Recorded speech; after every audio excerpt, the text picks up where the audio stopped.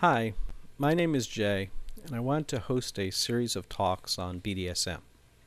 I know there's a number of videos out there and a number of people giving talks on different aspects, and I wanted to give one too, but to do it from a different aspect.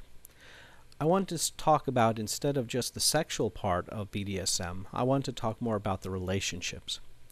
If you're looking for more of the basics on using whips and floggers and the health and safety issues, I strongly suggest Elysium's videos.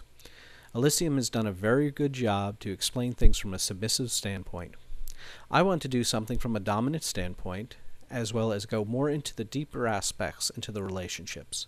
Please feel free to make whatever comments, tell me I'm full of it or whatever, but I just wanted to bring this out so that other people can tell me what they think as well. When we think of BDSM, we commonly think of just the sex. We think of the fetish clothings, the whips, the chains, the spankings, the pain.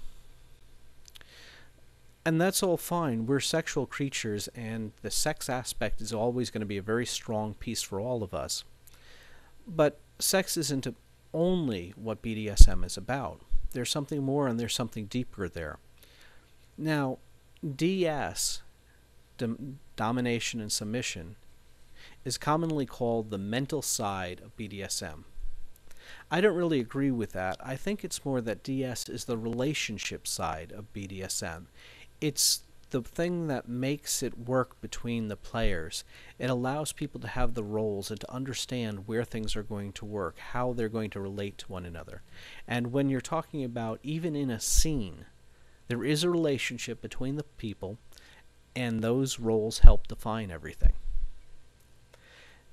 When we start talking about the whole idea of dominance and submission, one of the things we have to go over is the idea of what it means to be submissive, in the respect of, in this society right now, being submissive is considered a bad thing.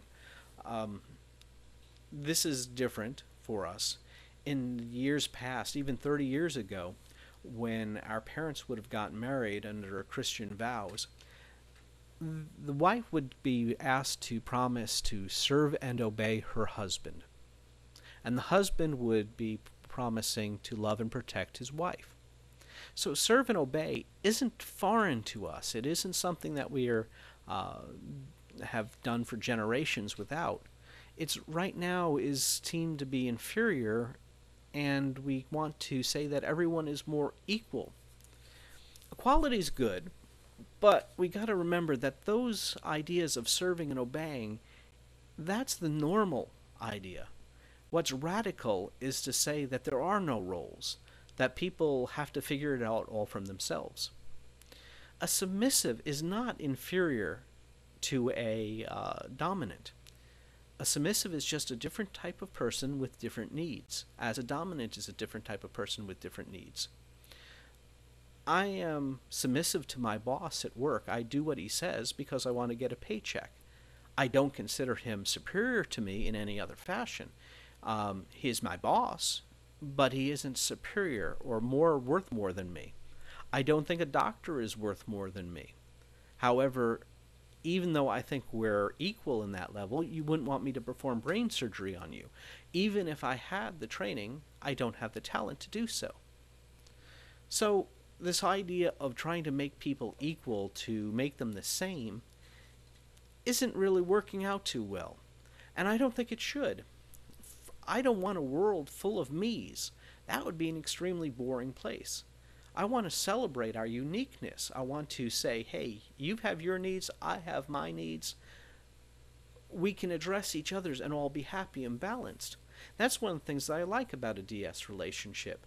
It allows us to celebrate our uniqueness. It allows us to say, hey, I have the right to be served. I have the right to serve.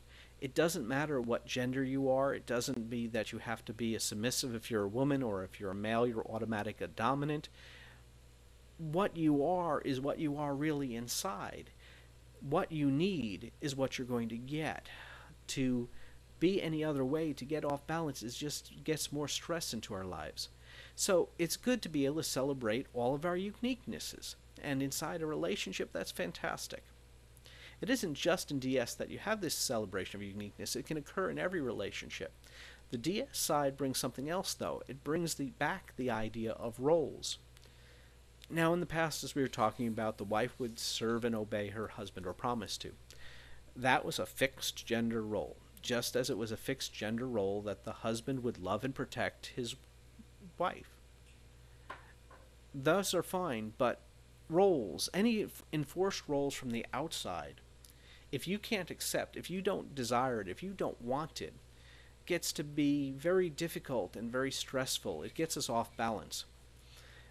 If you are a person who loves the color red and hates the color blue, and you're forced to be in a blue room all the time, you're not going to like it. So much so if you're going to have these gender roles that don't fit you. If you're a dominant woman, trying to be submissive isn't going to work for you. If you're a submissive male, trying to be the leader isn't necessarily going to work for you.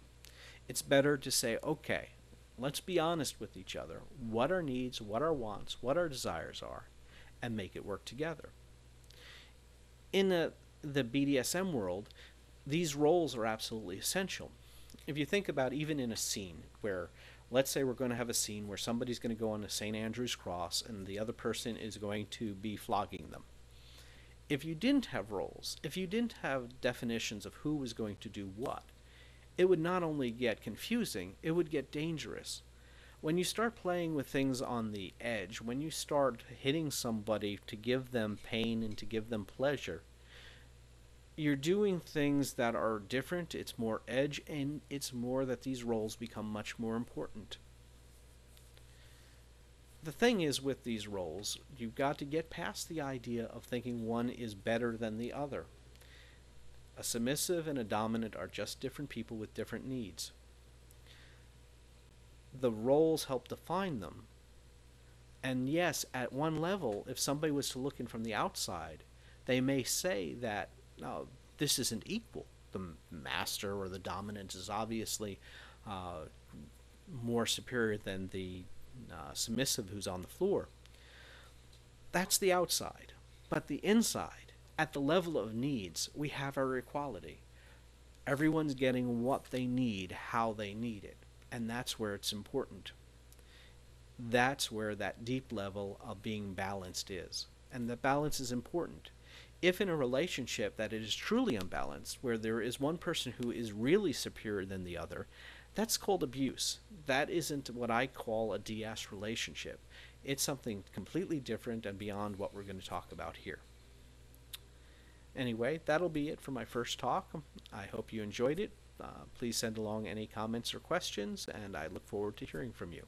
Thank you.